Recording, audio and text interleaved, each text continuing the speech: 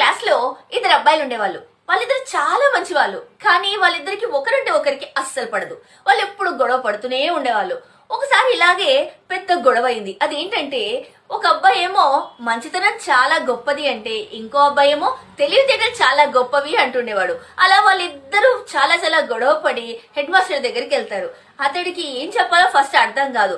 అతడు చెప్తాడు మంచితనం గొప్పదే కదా అంటే మంచితనం ఉంటే చాలా సార్, తెలివితేటలు లేకుంటే సమాజంలో ఎలా బతుకుతారు అని రెండో అబ్బాయి చెప్తాడు. అవును నిజమే, సరే కూర్చొని మీకు నిదానంగా చెప్తాను అని వాళ్ళిద్దరిని అలా కూర్చోబెట్టి చెప్తాడు.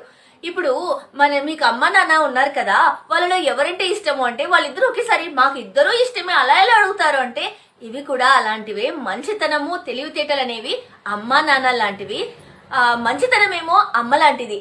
అది ఎప్పుడు మన క్షేమం కోరుతూ మనల్ని బాగా ప్రేమగా చూసుకుంటూ ఉంటుంది. ఇక తెలివితేటలు నాన్న లాంటివి. అది ఎలా అంటే సమాజంలో ఎలా బతకాలి, అందరితో ఎలా నడుచుకోవాలి అనేది నేర్పిస్తుంది. అందుకు ఈ రెండు మనకు చాలా ముఖ్యమే అని చాలా బాగా అర్థమయ్యేటట్టు చెప్తాడు. అప్పుడు వాళ్ళిద్దరూ అవును కరెక్టే అని వాళ్ళు బాగా కలిసిపోయి హ్యాపీగా ఉంటారు. నిజంగా సమాజంలో మంచితనంతో పాటు తెలివితేటలు కూడా ఉంటేనే మనం బతుకుతాం.